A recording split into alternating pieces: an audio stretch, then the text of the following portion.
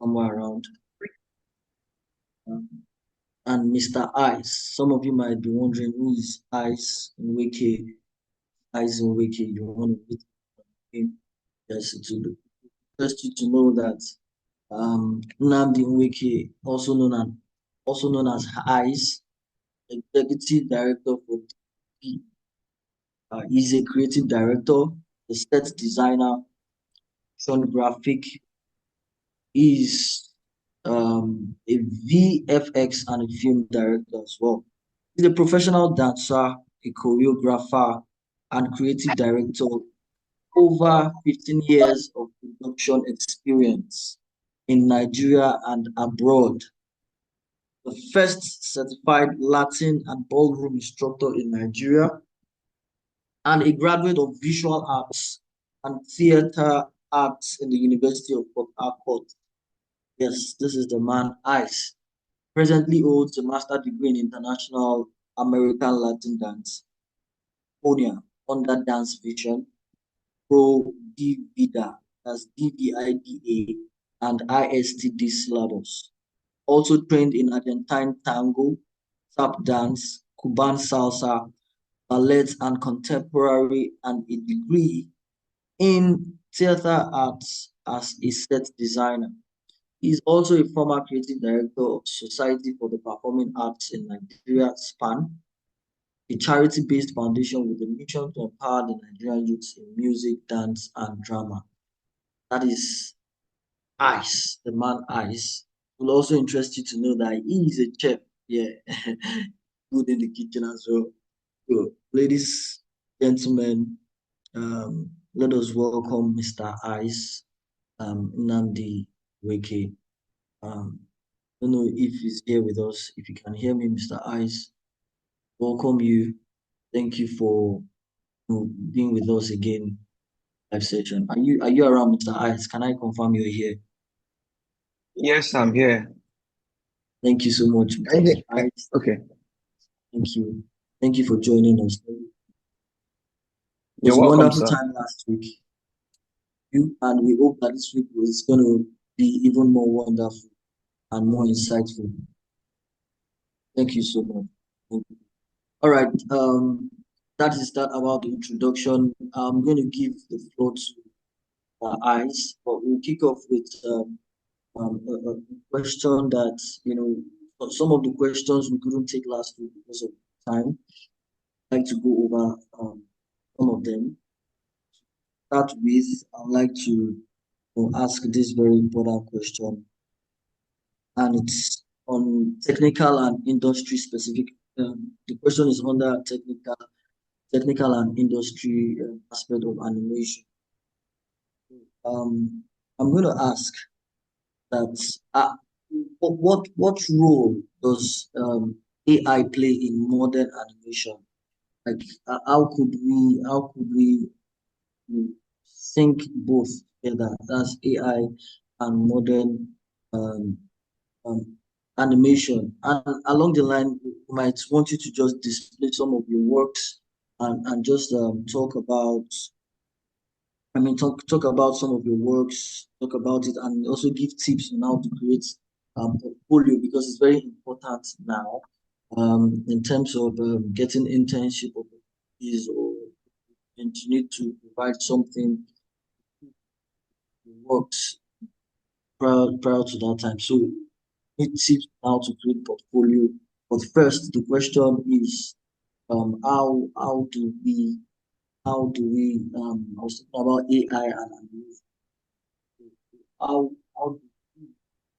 what role does AI play in modern what do we AI in modern and then what how to create after that question. Thank you so much, Mr. Guys. Mike is yours. Yeah, good afternoon. Good afternoon, everyone. When it comes to AI, can you all hear me? Yes, sir. Okay. The first part, AI is artificial intelligence, which is basically the meaning. And why AI is being created is to speed up the best way I can probably use it is to speed up a tool or a process or something that is meant to be done that takes a longer time. AI makes it quicker. For example, I was watching a video yesterday, and because I'm this kind of person, I always want to know what is probably going to affect my workspace in a positive or a negative way. So I'm always constantly checking online to know what's happening. So I'm always listening to AI news on a daily basis. And the speed of the growth of AI between this year and 2020, when there was like an eruption of everything AI, everything is NFT and all of that, it has grown tremendously to the point that people gravitate towards more of AI art than in a way than that I'm talking about consumers now than the real work itself because they don't for them they don't know the difference in a and I'll probably use a simple example. If works that are digitally done, I have an account in ArtStation, and there was a period in ArtStation, all the artists were revolting against any art that is brought into ArtStation and the account is open, that the works that are AI generated because they want to keep the authenticity. Authentic,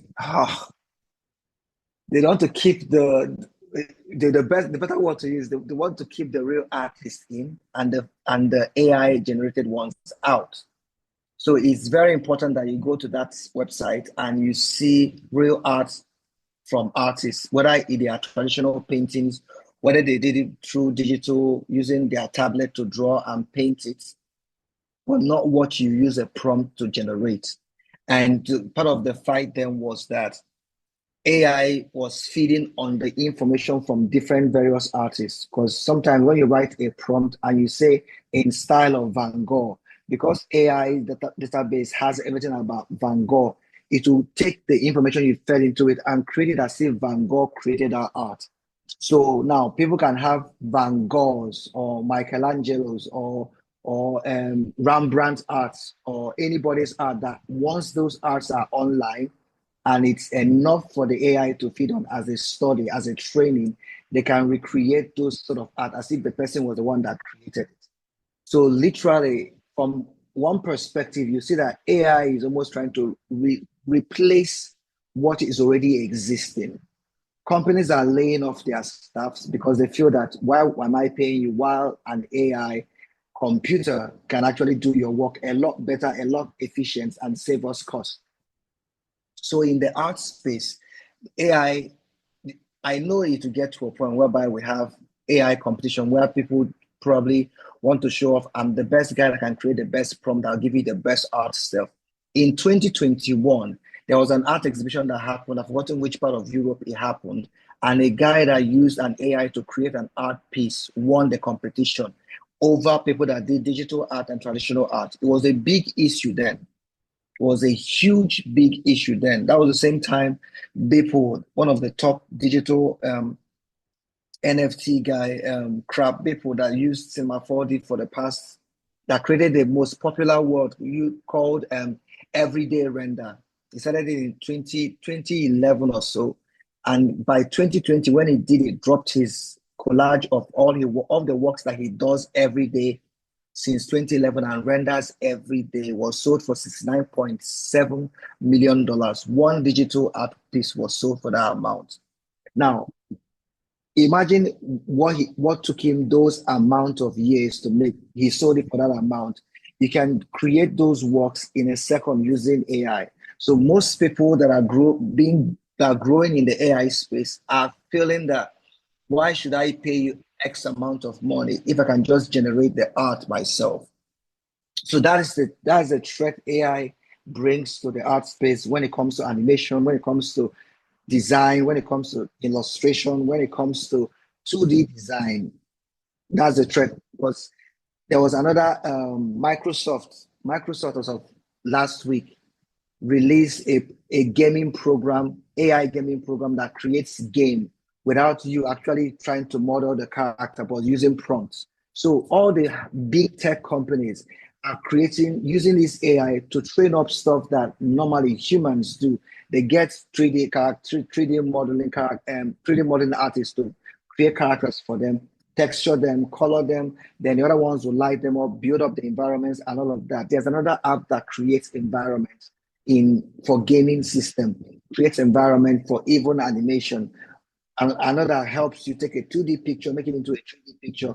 All you need to do now is to now put your rig on it, and the stuff comes to life. And they are pushing even the texture level to up to as 2K, 4K. So all of that is basically almost it's a threat in as much that it's saying that I am going to replace the 3D artist, so that all you need to do is to prompt it. But on the other hand, from my own perspective, I use AI as a tool in the sense that I use it when I need it, but the end goal is that I want to be in complete control of my art, because I believe for sure that the client will always come back. I'll use a simple example to buttress this point. You are given a brief to create an environment, a futuristic environment of the city of Lagos. And we want this kind of buildings here and there and this and that and all of that. And we want a couple of kids playing on the street. They are playing football because the brief you got is for a Coca-Cola commercial. So the kids are playing football, and the ball goes up. One of the kids kicks it up, and it goes as high as on top of one of the building. And now the kid needs to go up the stairs, climb up through to the top of the building, get the ball, throw it down. But when he gets there, he sees a Coca-Cola bottle and opens it and drinks because he wants to be refreshed before coming downstairs. Now, as I'm saying this, I'm creating pictures and images in your head about the kids playing the football, about the camera angle shots of showing them from a low angle to a high angle and the ball going up in the air, showing a shot of the ball in the air, maybe with a dark cloud or a bluish sunny cloud, and the ball lands on top of the building, and the expression on the kids before one of them opts to go up and get it, probably the guy that kicked it, and then going up the stairs or probably going up the lifts. And are there people in the lifts? Are there people in the corridors? All of that is still put inside that scene, short few seconds, and he gets to the rooftop, sees the bottle, picks it up, and opens it, and he drinks it, and he feels refreshed for the Coca-Cola logo to probably pop up and say, "Oh, Coca-Cola refreshes your soul." And then he rushes down with the football and continues playing football, and the depth of field of the football and the kids goes into a depth of field. But what we see on the large screen of the screen is a Coca-Cola logo saying Coca-Cola refreshes your soul, and that's the ad. Now, he can probably put this at a prompt for an AI when the AI gets that very sophisticated. But one thing you can't control is if the client says, "Oh, I don't like this building. Can you make this corridor differently?" Now, AI is still struggling in consistency. Even those that probably talk about, "Oh, how can you get a character consistent?" There's still a little glitch here and there. But now the AI can give you something that is closer to what you're looking for. But the control of you building up the building in your 3D program, having the ability and the control of seeing where the kids are, changing them if the client say, "Oh, I don't like the way these kids are looking. Can you make them taller? Can you make them shorter? Can you add this logo on this street corner?" And all of that. You have the ability to do that because your workstation and the software has your 3D environment in. So there is still a larger control you have using your 3D software, even if you use elements of AI to still add and infuse into it. But if as long as you can completely have control, 100% control of AI, you can it has to still be for you, which I would still advise a tool, because I use like literally AI on my work stuff on a daily basis. Not that it finishes my work, I probably get ideas of what I might want to work on, or a different perspective, because most times you want to create an idea of something, you talk with your team and they share ideas and all of that stuff, and then you go into sketching, into animatics and all of that. So most time what I probably do is I go into chat GPT, have a conversation and share ideas of what I'm thinking. If I don't have my teammates with me, I share those ideas, and chat will probably give me various thought patterns on those different ideas. And I keep pushing more, give me another idea, the opposite of this one. And by the time I get all of that, I say, "Okay, wow, I like this, I like that, I like this, I like that." Then I can take those ones that move now to mid journey and start adding creating prompts. Sometimes I create the prompts in Chat GPT, take it to Mid Journey, or sometimes I create the prompts in DeepSeek, the Chinese version of Mid Journey, and the Chinese version of Chat GPT. Then take it to Mid Journey, or take it to DALL-E, or take it to Playground, and fill up the stuff with it and ask and see what you can come up with that looks like what I'm working with, and then I can start taking those ones out, take it to my now 2D application, which I mostly use Affinity Photos, and start making adjustments to it.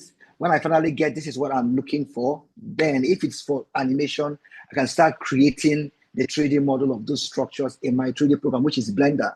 Or if it's for painting, I can now print it out and go to my painting studio and start applying those paints, knowing fully well that at the end of the day, I'm not trying to recreate exactly what I got from the AI.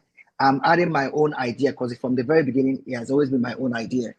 So that is basically how, because, but in the future, for example, Sora, which was released last year, which is finally out now for people to use, for you to use Sora, which is almost going to replace a whole lot of stock videos that people make money from stock videos. But if you have Sora, you don't really need to pay for stock videos anymore. You just need to type in the prompt of what you want in Sora and to give you the stock footage of that exact thing. But Sora is very expensive. Sora is $200. So not everybody might have access to $200. A company might to pay that on a monthly basis. But after a stretch, if you're not making back the 200 you pay on a monthly, which is almost about 300K, if you don't make back that money, you're basically wasting your funds paying for something on a monthly basis that you're not making money back. So the high end AIs that do extensive work are very pricey. So I doubt in the future it will be less pricey, except the ones that the fancy ones we use on our phones for changing our face and all of that, which is not the core thing a client or a brand might want you to use for their own work. So that basically, I hope I'm able to at least share the ups and downs and the oohs and ahs for when it has to do with AI and how it can affect our arts, or as artists, as 3D artists or visual artists or graphic artists or even fashion designers. But at the same time, too, how you can use it, knowing fully well that the capability of AI and how you can actually infuse it in your own workflow, because the future is digital. So you might as well work with it and see how to be in control of it, not it controlling us. Thank you very much, Ice. Thank you so much for that profound explanation. And in fact, one of the things I took away from that was the way you talked about the Coca-Cola ad and how one thing I even want to ask from that is, when you have this idea, how best do you pitch an animation idea to studios or to investors? What's the best ways to pitch such an idea? Because basically, I want to believe that it's not just enough to just verbally saying or telling your ideas, but there are other ways that might be there to best pitch your ideas to studios or to investors. Please, what are those ways, the best ways you can use in pitch? The first part is that we need to be very aware that the industry, life is a risk. That's the first part. Life is a risk. So if you understand that life is a risk, even going out and coming in is God that keeps all of us. Even the food we eat, the water we drink, even traveling out, going into a cab, and halfway you sleep all through in your journey from one place to another because you're very tired and you don't know what happens on the road. That's the risk, because you might end up, you get home and you probably hear that, oh, this car had an accident, but your own car, even though you were sleeping, didn't have. So life is a risk in general. One thing that when it comes to ideas, we're advised to trademark it, sign an NDA, or that at the same time too falls down, it comes back to a country that is not structured in a lot of things, even in the entertainment space. We are still having conversations about um, trademarking your ideas and all of that. To even trademark it, sometimes the money they will charge you to even trademark an idea. And how many ideas will you keep trademarking and hoping that all of them will make it. So, and you're coming up as an artist, or you're coming up as a designer, you're coming up as somebody that can sell ideas. So if you keep trademarking every idea, and at the end of the day, you don't end up implementing any of them or selling any of them, is still a loss. But the reason why you trademark it or get people to have an NDA on it is so that even if they use it, you can now take them to court. Nigerian court system is messy. It's still, there's no guarantee that the person will not use their own influence to shut you down. So that's why I go back to the fact of saying risk. So for my own part, what I probably do is that I've come to a level in my life that when clients, if I want to pitch something to a client, yeah, I need to know who I'm pitching it to. So I do my homework to know who in the brand I'm pitching it to. I'm not just pitching it to anybody. So I try as much as possible to get as close to the top people or the people that make the decisions before to pitch it to them, in the sense that hoping, which is still a risk, that even if they call me in for a meeting, which I'm going to probably ask for an agreement to be signed that the idea is not taken before I even share it. That's one way.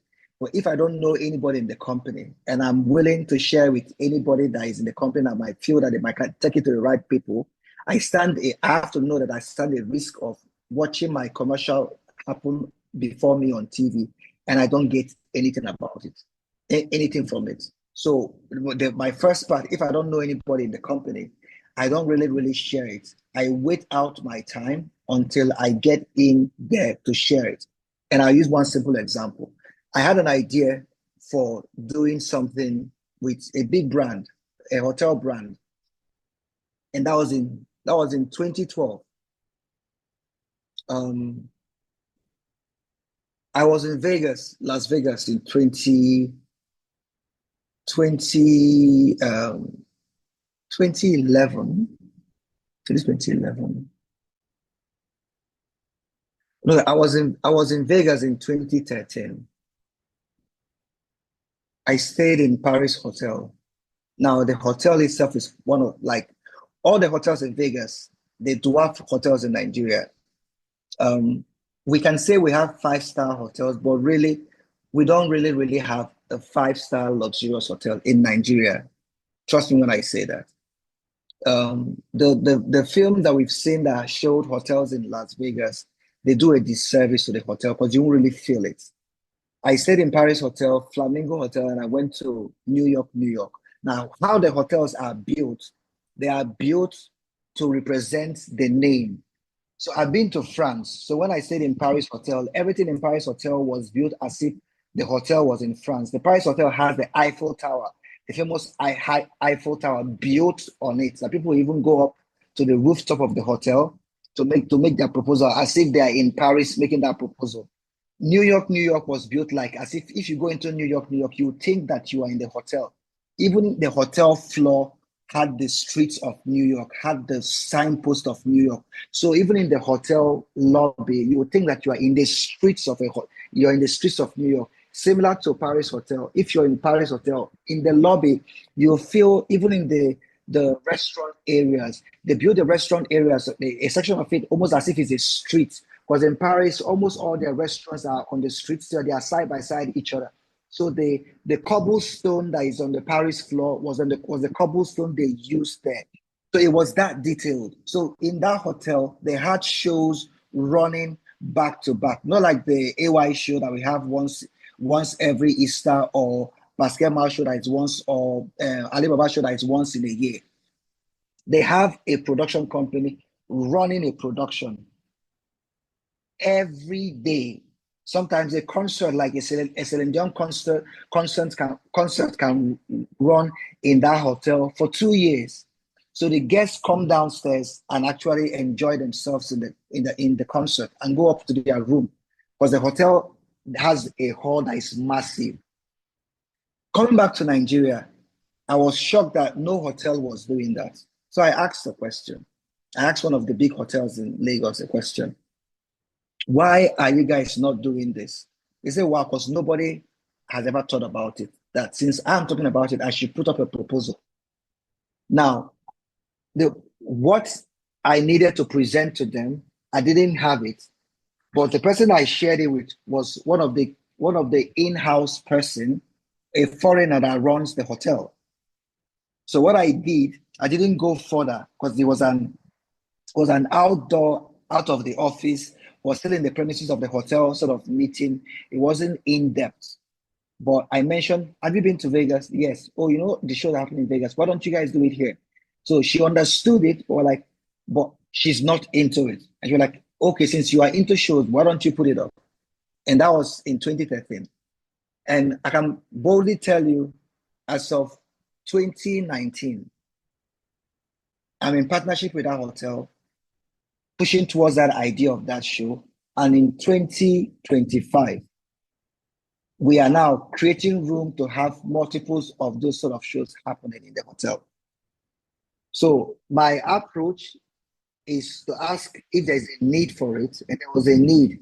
Now, from 2013 to 2020, for 2018, 2019, what I was doing was building the idea into flesh, not just sitting and writing down on paper, but creating it, nurturing it, doing it in different places until it came to the point that the hotel saw it and say, we want to bring this into our space. And now we're doing it constantly.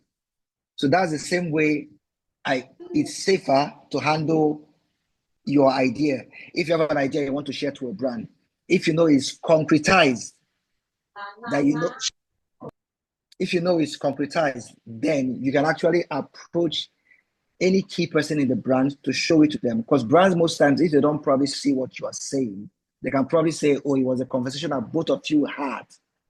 So it's not just your own conversation. So, and most times I still advise, let there be a digital conversation that you can probably say there's an email attached to this conversation, or there's a digital print attached to this conversation. So even if you feel that they take your own idea out and use it, you can come back to say, this mail, thread of mail was from me saying this is what I'm offering your brand. Now that you've done it, you actually owe me because it's my idea. So the words they might push that is he copyrighted or is he trademarked and all of that. That's when you guys push it towards the law. But those are the things that I do to make sure that I am safe. And there are some ideas that I like this idea about Coca-Cola. I didn't think about it. I just thought about it as we are talking now. So I can probably say it's an idea that I just thought about to make sense. Another person can run with it. And before I know it, I'm seeing that idea. And the person can say, oh, but I thought about it before. But I don't have anything that holds me to be the original person that owns it because I don't have it written down anywhere. I hope this gives more explanation to what you asked, sir. Yes, it does, and it's very, very profound. Thank you so much, guys. In fact, you covered everything in total without leaving anything out. Thank you so much. And I want to, I agree with you regarding, owning up your ideas by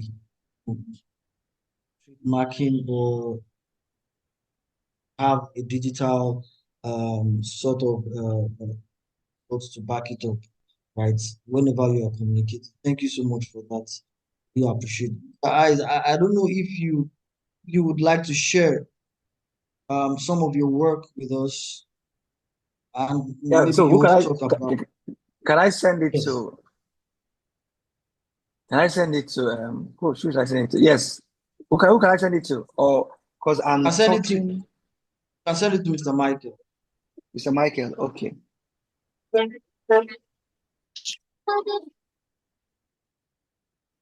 Okay, no problem. I'm sending it to him now. Okay, thank you, sir. Thank you, sir. So while that is on, yes, I would like to ask, are there any questions? Guys, do you have any questions for Ice? If you have any questions, you can put them down in the chat box. Take it up from there. Just write down your questions and we'll take it up. Just so that you know, for those that were not here last week, we already asked some questions. The Ice gave us answers to those questions. We asked questions such as what inspired him to pursue a career in animation, and he gave us in-depth answer to that. and he told us that one of the things that we should look out for is the why. Whenever we're doing anything, not just particular to How you animation, do but have in other breakfast or industries as well. breakfast? Whenever we're about to start up something or pursuing something, we should ask ourselves the why question. Why? Why are we going into this? Why are we doing this? Another thing he mentioned was to believe in yourself, right? To believe in yourself, have faith in yourself, confident in whatever it is that you're doing, especially in animation. And he also mentioned passion. Says passion is something that will keep you going whenever you're faced with, or whenever you are stuck, whenever you're faced with challenges, on your journey in the animation world or industry.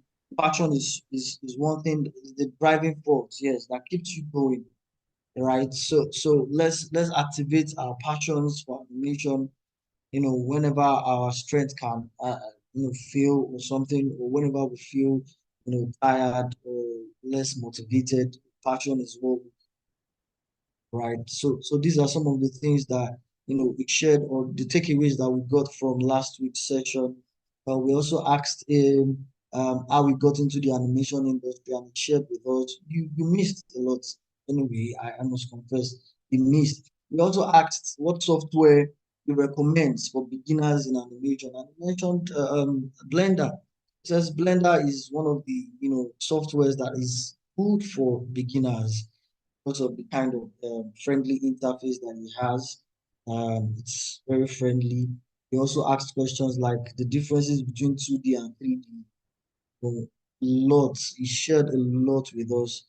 And I mean, we had quite a couple of takeaways and insights from last week's session.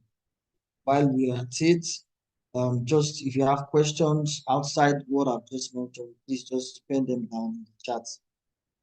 And after he shares his works with us and talks about that, then we can, ask those questions. Right? So, Mr. Michael is ready for us. All right.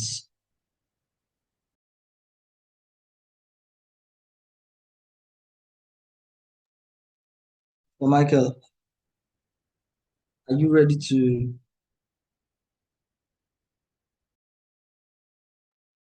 Yes, I'm ready. I'm ready.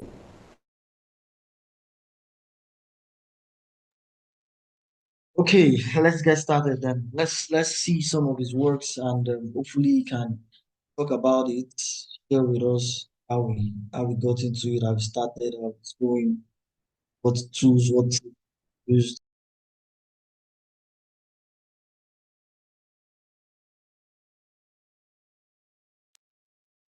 So, Mr. Eyes, I can see on the screen. What is this actually? How did you come about this? There's something you want to say about this?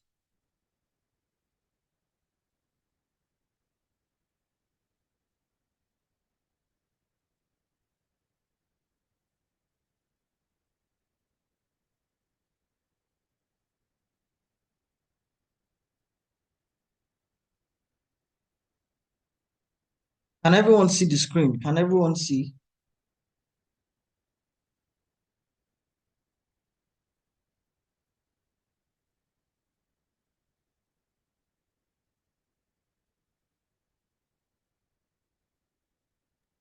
There is there is this verse. Can you hear me?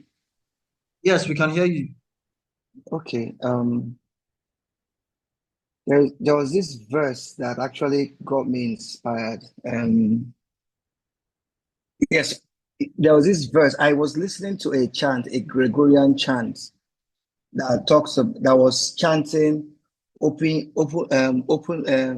ye ancient gates, be lifted up. Yeah, I think it was in the book of Psalms, and so that the King of Glory may come in.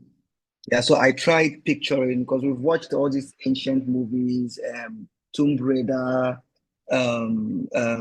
this other movie by what's this guy's name that acted the new Red Hawk, ha Harrison Ford, um, Indiana Jones. and the Temple of Doom and all of that. So I tried picturing what it would look like to have an ancient gate. So I have a video that I sent to Michael that has a bit of a comparison of some of the animations. So that so I tried. So what I probably do when I do that, I go on researching ancient tombs, abandoned ruins, buildings, structures. What did it look like back then? So and in the midst of that, I tried to add the an element of the verse that inspired it. So the first part for me was to actually capture a gate that doesn't just open by itself, but it has is that there's almost like a key that rotates around it. So it turns and then the gate opens and then another one lifts up. So when you watch all this Tomb Raider and you probably step on a trap or you press something on a knob or you pull out something, a stick somewhere, you start seeing chains and stuff open and this one removes here and that one. So I try picturing something like that for that gate to be lifted up. So it's not just an ordinary gate. Wow. So that was basically what made me create that look.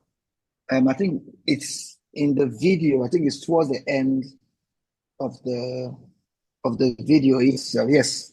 So if you watch it right now, the more the camera gets closer, you see that the stuff is rotating. One is going down, the other one is Yes. going up, and then Yes. before It's finally a the door opens, and then you Yes. see a heart that is beating inside.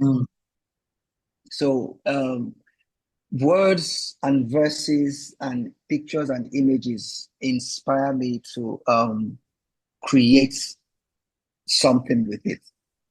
So that basically how that idea came about. Wow. Wow. Lovely to watch. Words, things, Like inspiration. like this one that is playing, Yes. yeah, with the bird flying in. If you remember this movie, this guy was very famous then, John Woo, that directed Killer that came out back then, that made handguns so beautiful in films. I think there was a time he directed one of the Mission Impossibles that when Tom Cruise is passing, you see a white pigeon that will always pass by in slow motion. So I pictured almost like a temple that has a monk sitting down, and you can see the light rays coming through the open side of the window, and there are books everywhere. And then you see a bird flying through that place and flying out while the camera just rotating. So I was just testing and trying different ideas on what it would look like. It's lovely. It's lovely. I mean,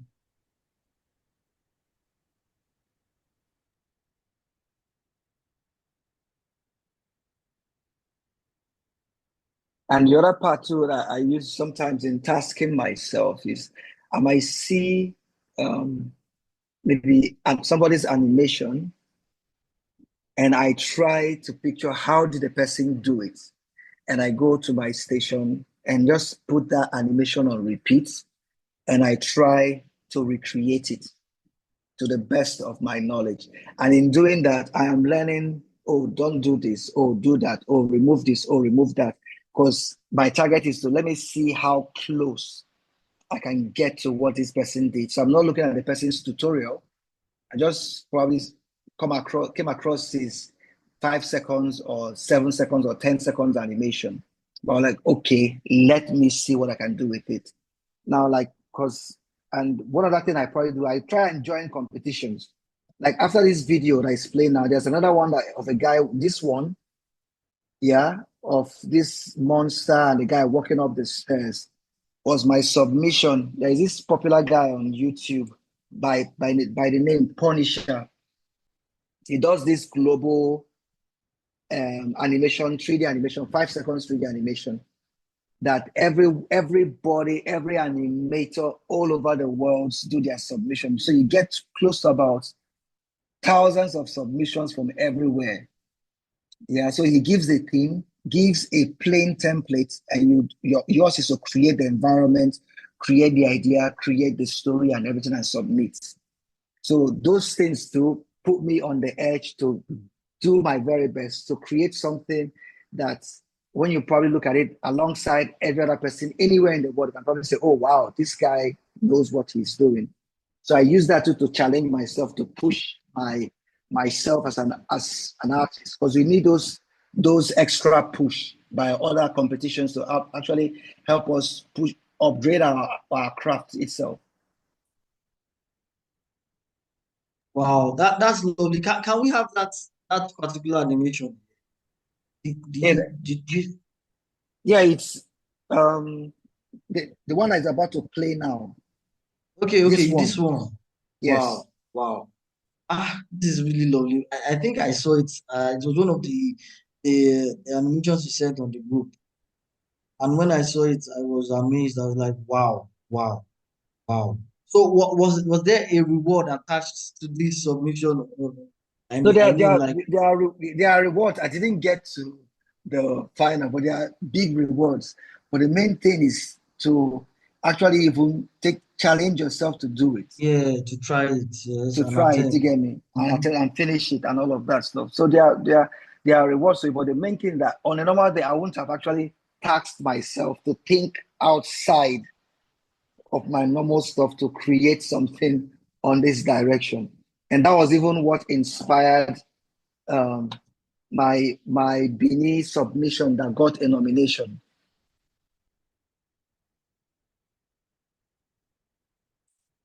Because I did something with Bini Arts, which actually got nominated. Let me see if I can get that video.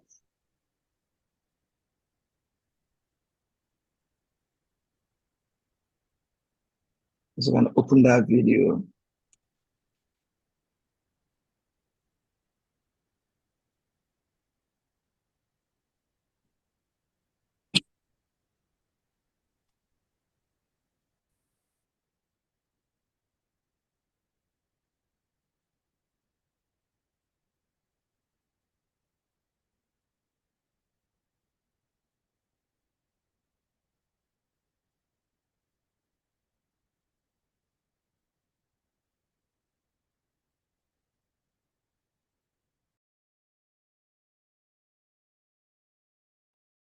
Yeah, Oluwaseun Aremu, I can see your question.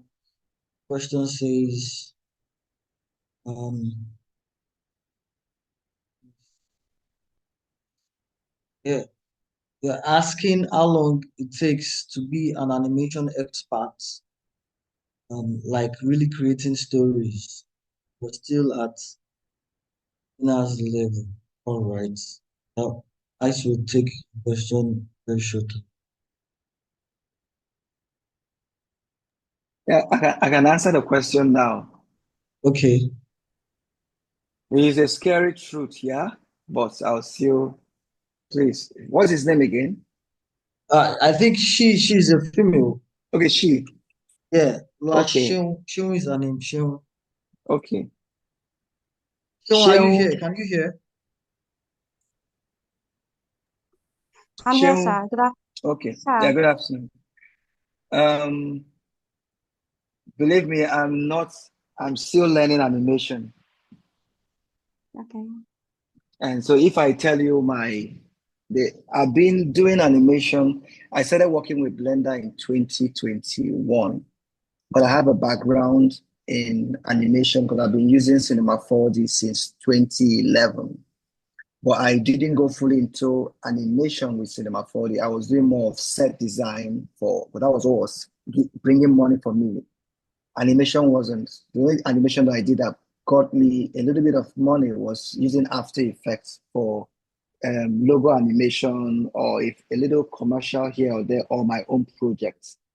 But the main funds was coming from Cinema 4D, building set designs for concerts, um, Two Faces concerts, Flavors concert, Omaomi's concert. I worked with a couple of like BAP production, Saro, Waka, Fela, Saro, all the content that was in Saro, the musical, when I was working with them, I had to create the contents on the screen for them. I used Cinema 4D and After Effects for that.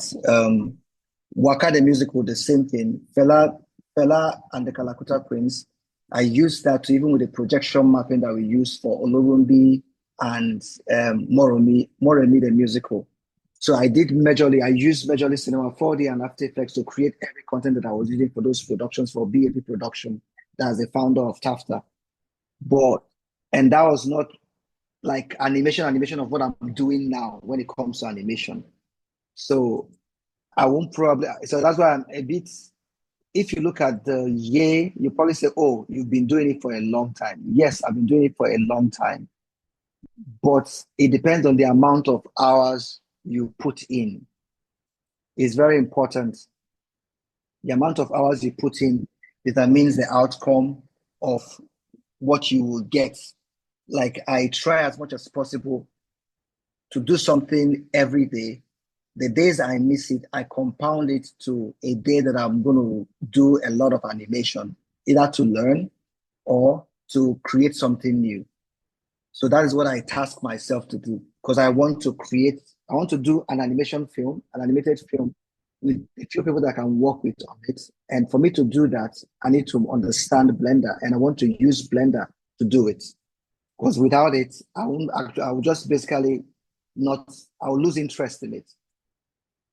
And because as much as and when you do it, that's when people actually get to see your work and want you to handle their work or handle their project. But that takes time. And in that time frame, just keep working. Some people will see your work in a particular level and want you to do stuff for them. That's you learning. But just keep working. You keep getting to the point whereby you can look back and say, oh, wow, I can boldly say I'm an animation expert. I don't call myself that. I just sit to myself that I'm learning. Yeah, Michael, I just sent you the Bini video, so you can actually play that one too.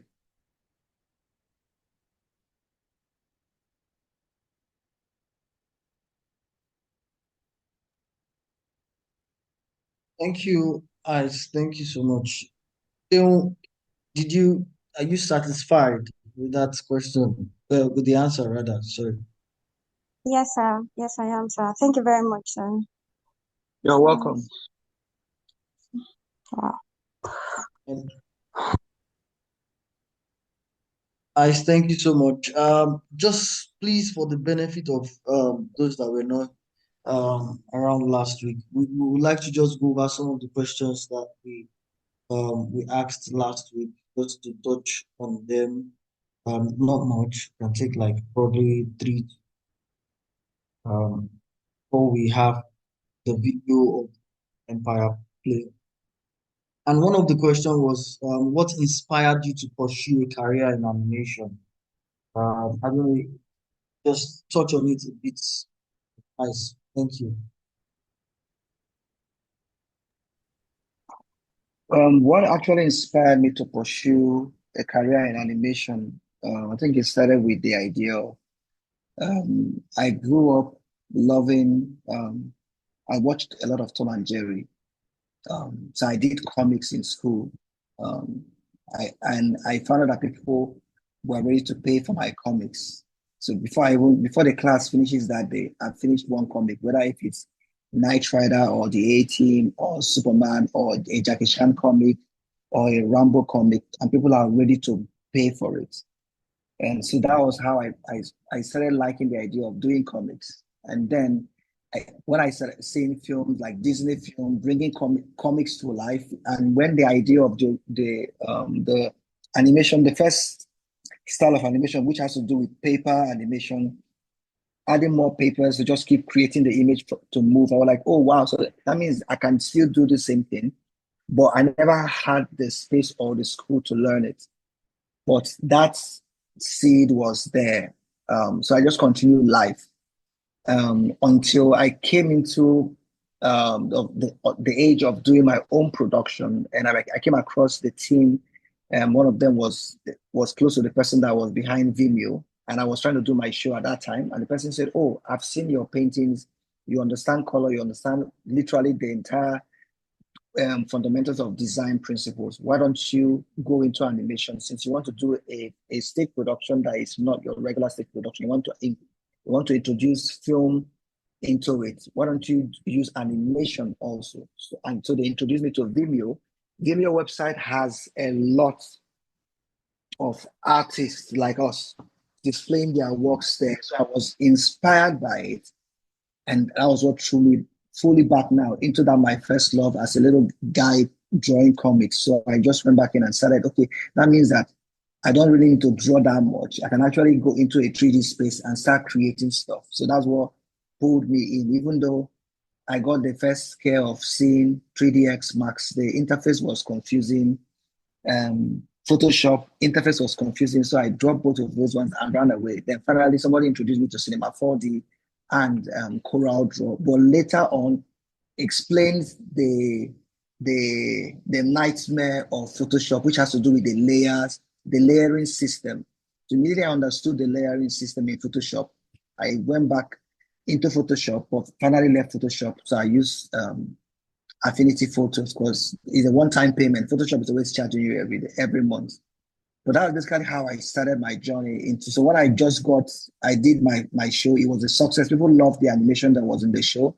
I just fully just continued from then on, just doing it by myself, self-taught, YouTube videos, YouTube University, watching Cinema 4D videos, downloading tutorials, doing all-night crash course to achieve this, achieve that, to post online, to get likes and blah, blah, blah, and all of that. But that's how my journey started. Thank you so much, Ice, for touching on how your journey started into animation. Before we go to the next question, we would like to watch this animation you did in Fire. So Michael, can you kindly run it again? Thank you.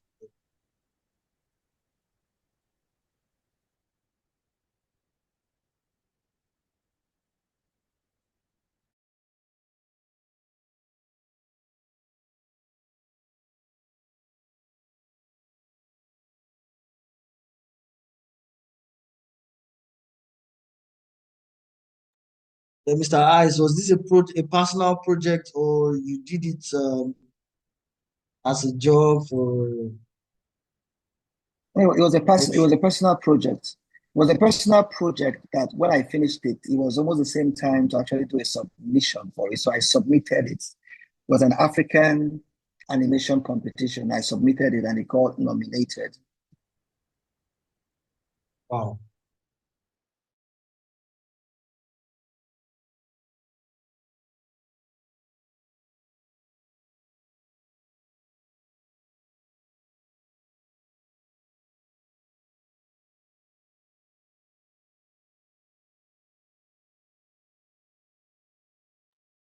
Mr. Ice, this is beautiful. Very beautiful, sir. Well done, sir.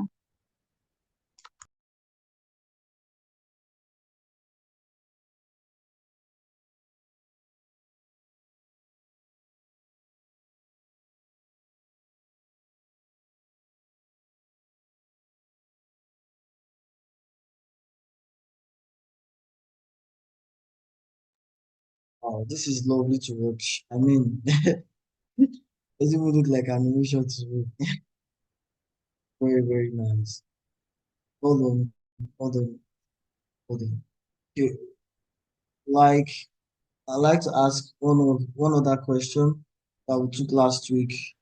And this is what are the essential skills every animator should have? Like, what skills should every animator have? To recognize yourself as an animator. What are the skills an animator should? Thank you. I think Mr. Ice, I think the network has gone off. So let's give him some time to come back. Oh, okay. Okay.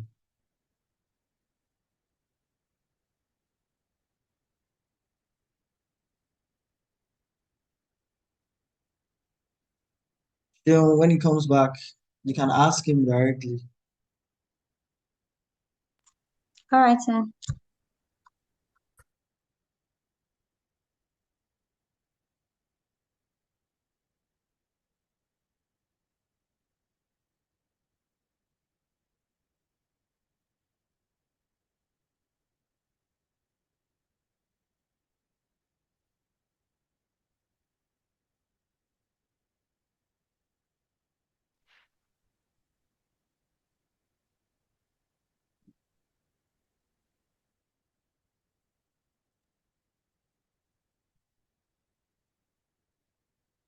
Okay, Ice, you're back. We lost you for a minute.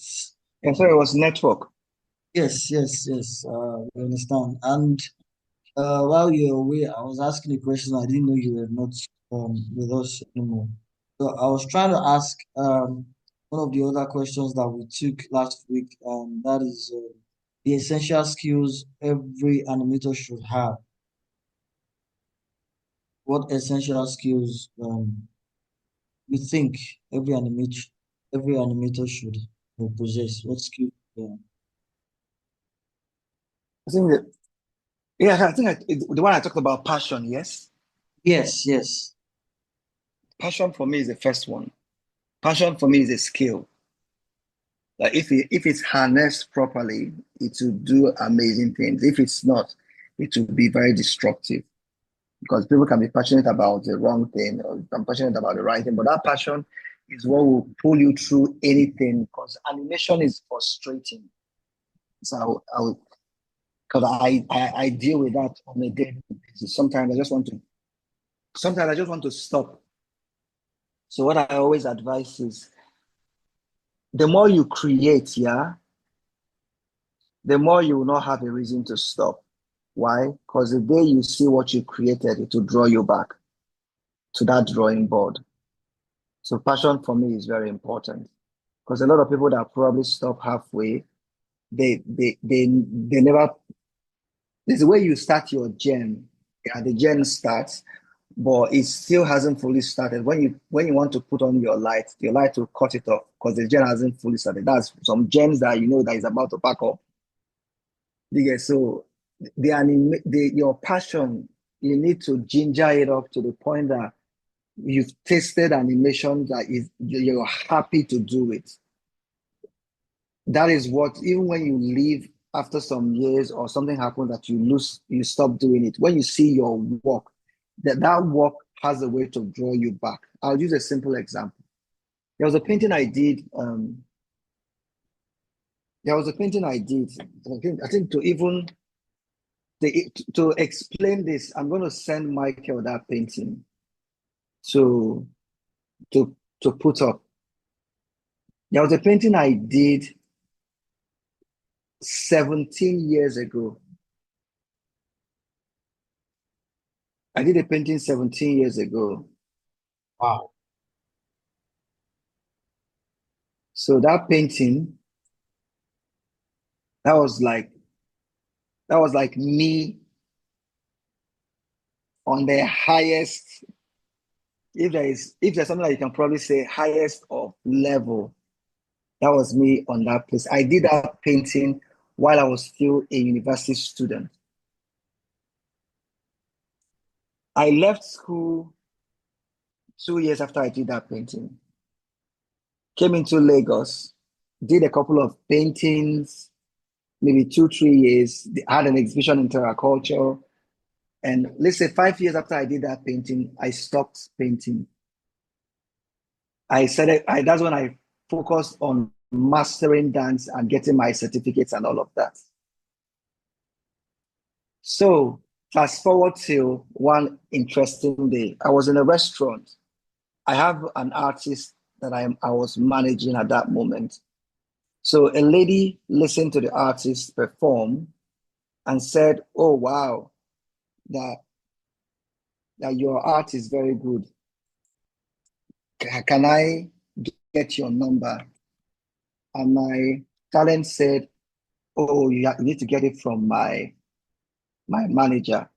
And she said, "No problem." I said, "Who's your manager?" I said, "My manager is Ice." She said, "That's interesting." That she knows a guy called Ice that was in Port Harcourt. And the guy is an artist that paints. And she bought one of his works, but she hasn't heard or seen the guy for years now. Is it possible that it's the same guy? And my artist said, "No, I don't think so. This one he's a professional dancer and director. He doesn't paint." And because he doesn't know much, the artist doesn't know much about me. The artist end up saying to that, and he's not he's based in Lagos. He's not a Port Harcourt person. So the lady said, okay. The lady said, okay, but she was like, no, this is not making sense. Can I see your your manager? Can you call him? So the guy calls me and tells me, oh, please, that there's a lady that wants to talk to me. I say, no problem. I go to the lady, and the lady was like, oh, your face looks a bit familiar. They said that your name is Ice. I said, yes, my name is Ice. He said, okay, do you paint? I said, yeah, I paint. Well, are you based in Port Harcourt? I said, no, I'm not based in Port Harcourt. I'm based here in Lagos. But like, that was interesting that that she used to have she used to know a guy called Ice that lives in Port Harcourt, but she bought his painting and everything. But now the guy is no longer in Port Harcourt.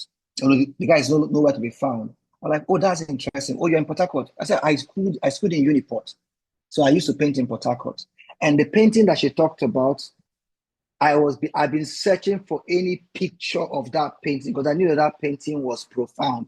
But I didn't take a picture of it. That was like 17 years ago. There was no like serious pictures that I took back then. Either water has spoiled it or moist and has spoiled. So I never had a picture of that painting. And she said that, did I ever do a painting of an underwater dancers? I screamed. I said, yes, that's the painting I've been looking for.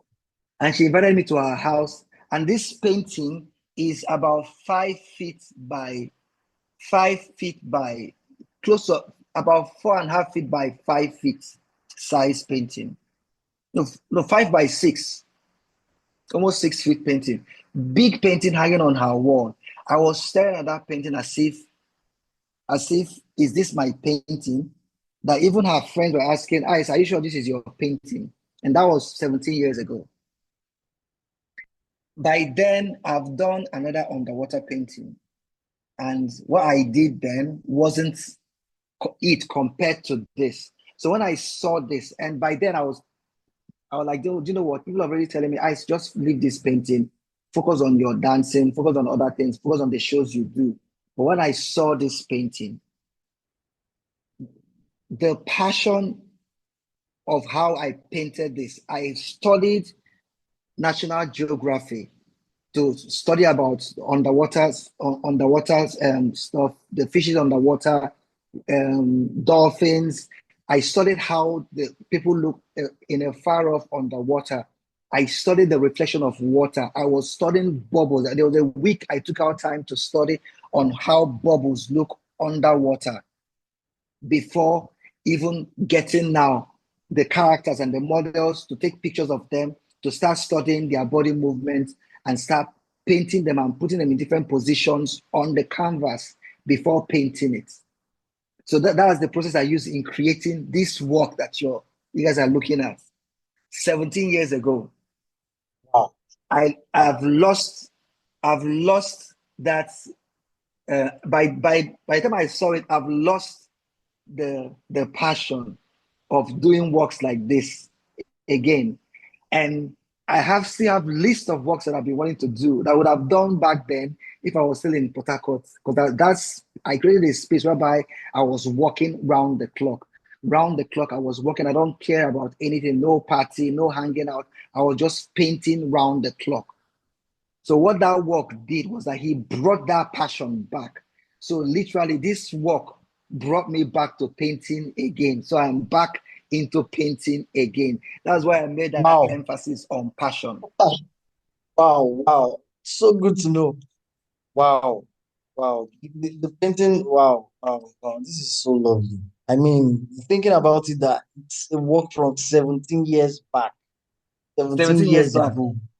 And this is You get me? awesome. So even when I shared the story during the boom of NFT, one of my collectors bought it immediately after hearing the story because they say that this is not just a painting, the history of it and what he has done currently, that he needs to own the painting. So he bought it immediately, the digital copy of it. Wow. Well done, Ice. This is great work here. I must commend you. It's great work. Wow. Well done. So Well when they saw the painting, They were like, if you can do this, there's all you need to do is understand how to do this in a 3D space, which you can use with any 3D software, and you bring all of this to life. So imagine having a 3D, which is what I'm one of the things I'm working on, the project I'm working on, having this 3D of these characters dancing, and you're seeing the picture come to life. They are dancing, dishes are moving, everything is floating everywhere. You're hearing the drums, the music, and all of that.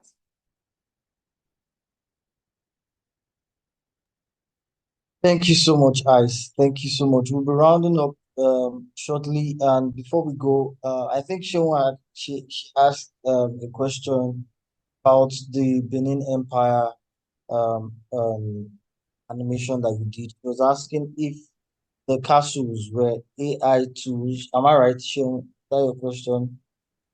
Yes, sir, you're correct, sir. All right. So she was If asking the if the empires were created um, AI tools, like you use AI tools in designing the castles. Passes, yes. No, everything was done inside Blender. I Wow. use AI, yeah. And Nice. the interesting part is that a friend of mine once, when they watched this video, were like, okay, you did it in AI. I was laughing because I know I talk a lot about AI, yeah. But I Yeah. hate what I don't have 100% control of. I don't have Wow. 100% control of the outcome of AI. AI gives me variables, and I don't like variables when it comes to animation. I want to be able to light it up the way I want, tweak that particular tree or that particular branch, remove that particular thing the way I want it, or extend it or expand it. AI doesn't do that yet. Maybe not in the next 10 to 15 years, I don't know, but so the all the animations that was played, everything was done inside Blender. I didn't use AI to do it. My only AI use is to read it, study it. Maybe I did a show last Christmas.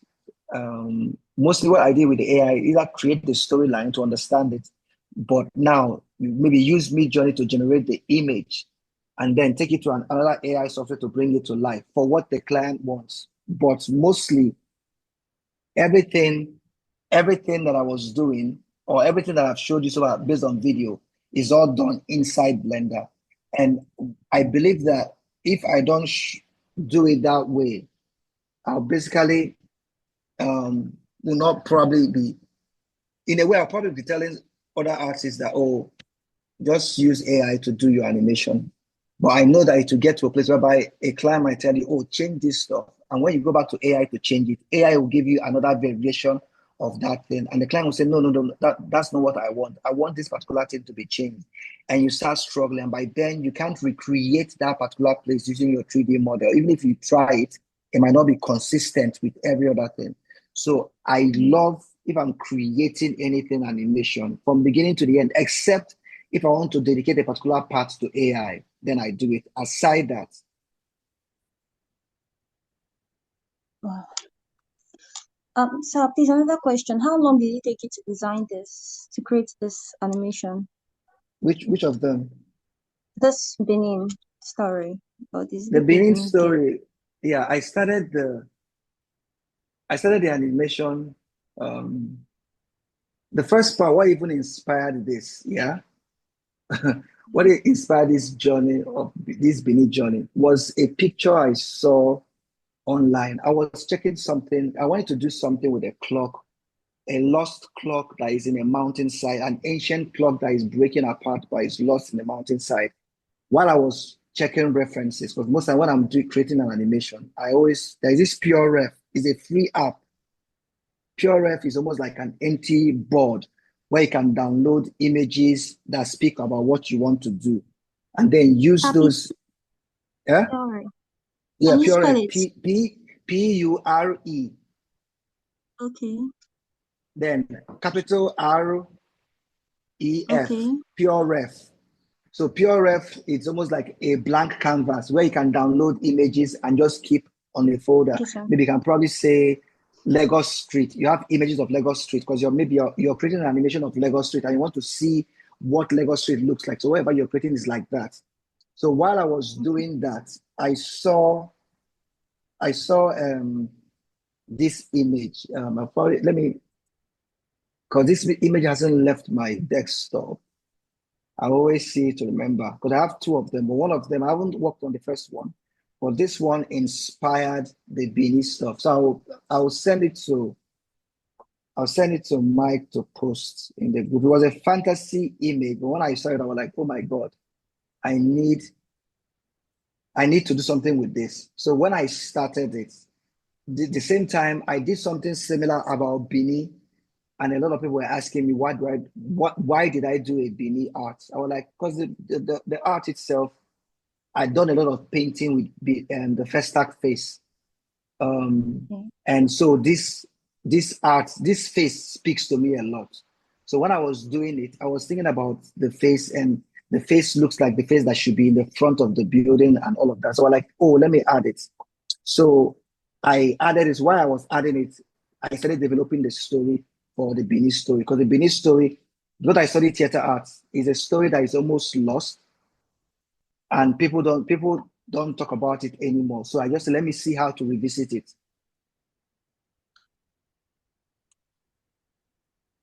And so I sent Michael this. I'm going to probably let me send the picture of the Benin face that I painted first when I was in school. That really got me fully into any and everything about Benin.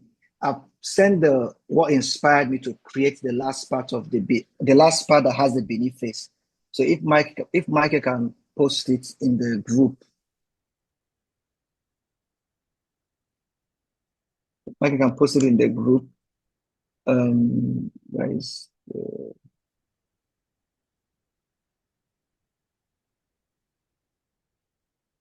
so this was what inspired the Benin story. So if you check the video of that of the Benin, towards the ending, the cave that they came out of, this is basically the image that inspired it. So I started the ending and then started tracing it back to the beginning of the whole story itself. Wow. And when I even started this, I was like, this is insane. The detail, how am I going to get this thing done? It was annoying. I will start it halfway, I will stop. I was like, this is not, because now if it's an animation, if it's an animated tutorial, you might listen to the person that created it and say, okay, this is how he lit up the place and all of this and all of that. So I had to do my own maths in my head. Okay, if light is coming from this side, if there is not enough light from inside the cave, okay, that means that this has to be here, this has to be here. I have to block out here. I have to put my volumes. Wow.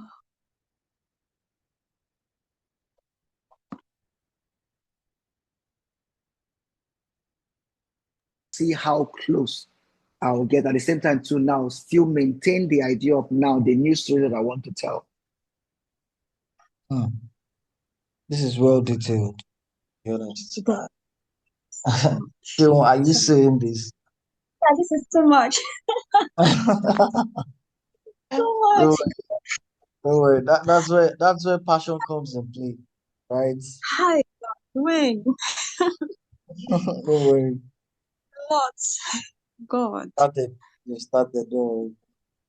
All right. Thank you so Thank much, Ice. Thank you so Yeah. much. So one thing I probably will still always advise here is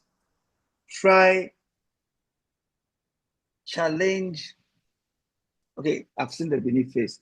Challenge yourself, yeah, with the tools you have. Challenge yourself. I sent Michael something I did with King Kong. There was a video to it. I can't find the video. But take up a subject. That's what I do because I love environment and I love characters. Take up a subject and see how far you can get to it. In that process, you will learn a lot of things. In that process, you find yourself asking questions. How is this thing done? How is this thing textured? How is this brought to life? How is this? How is that? In those questions, trust me, you're learning how not to do it and how to do it right. You get me? So that was one of the key things that like literally pushed me further in animation because I'm always trying to create something. I like this, and oh, I have to do it, or like I have to do it. I have to do it. Like during the election, I did a couple of things with the NSAS video because I wanted to do a full short film with it. So I did something with NSAS. They get me, but that video is somewhere else in another folder. But because of that video, the whole of 2020, I spent the whole of 2020 working on that video because I wasn't going anywhere. So I was doing the video, but I worked on that video for close to 3 to 4 months, frame by frame, each side to render it out and then move to the next one. And then was taking pictures and videos of government interview, putting it on TVs that are inside the animated video and playing it out. Questions were being asked to our governor and who gave the order to shoot the Nigerian youth and all of that. So all of that was inside. So if you look at it, you're like, oh wow, this is an animation, yet still it merged real life situations. So I was pushing to see how far I can go. So, and that's another way to learn and master the software itself. Yeah, thank you so much. Okay. So this is the beneath face. I did this in school before that underwater painting. So that was how my attachment to beneath. That was when my attachment to beneath face started. Video. Because I've always believed is a face of a friend of mine. I always told her that she looks like that, so I had to paint her, but she didn't believe it. So when I painted, I had to add the mask so she can see how she looks like the Eden mask. Resemblance. Wow. Yeah. Oh. Beautiful. Thank you so much, Ice. We really enjoyed this session. I'm sure she enjoyed it as well and Yes, gained a sir. lot of insights from this. Thank Yes, you sir. so much. As we wrap up today's session, remember this: turning animation or any creative field, whether the dancing industry, whether creative arts, whatever it isn't just about talent or tools. It's about purpose, belief, and passion. So when you understand your why, also believe in yourself and follow your work with passion. There's no limit to what you can achieve. Keep pushing, keep creating, and most importantly, keep believing. Like Ice will always say that life is already a risk. So don't sit back expecting the miraculous. You should push for it. You should make the attempt. You should try. I mean, the world is waiting for what you only can bring. The world is waiting for what only you can bring to life.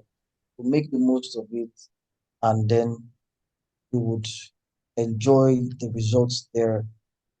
Thank you so much, Ice. I don't know if there are any words you want to say to our participants, anything you want to let them leave with closing remark. Thank you, Ice. You've said it all, look. All right, all right, all Said right. it all. I know. Thank you so much, Ice. Really enjoyed You're this welcome, session. sir. Thank you so Been much, sir. profound, enlightening. Thank you for the opportunity to, ask questions and gain insights from your experience, your expertise as well. Thank you so much. Enjoy the rest of your day.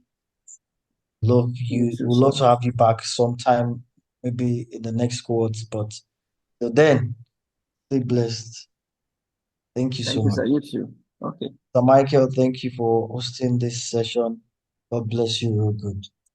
Thank you, Everyone Samuel. that participated and left at one time, well, another time is coming. So please be prepared. Share, invite your friends next time. Thank you. Have a great day ahead. Thank you so much.